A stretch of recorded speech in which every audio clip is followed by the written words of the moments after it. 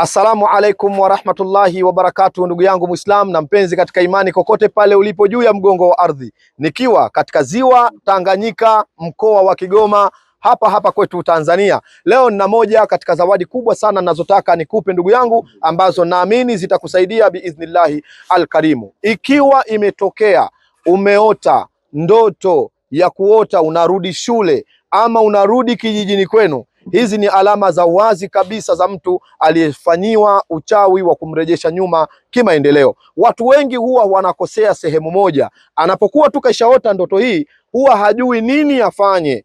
Anachokifanya anakuwa hajui.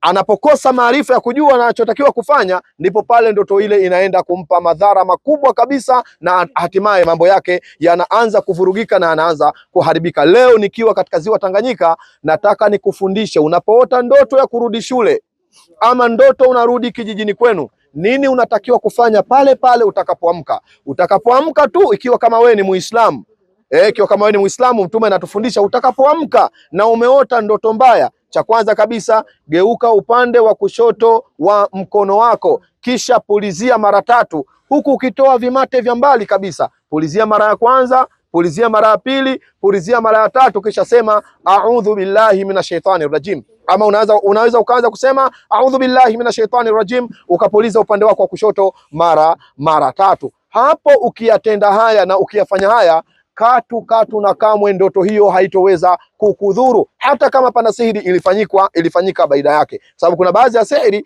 ili ziweze kukupata ni lazima ikujie katika ndoto. Sasa ikiwa wewe si Muislamu na tayari wameshakufanyia haya, nini unatakiwa ufanye? Ikiwa kama wewe si Muislamu na umeota ndoto hiyo, umerudi shule ama umeota umerudi kijijini kwenu, ni alama za kurogwa. Utakapoamka tu, cha kwanza kabisa, usikimbilie kwenda chooni.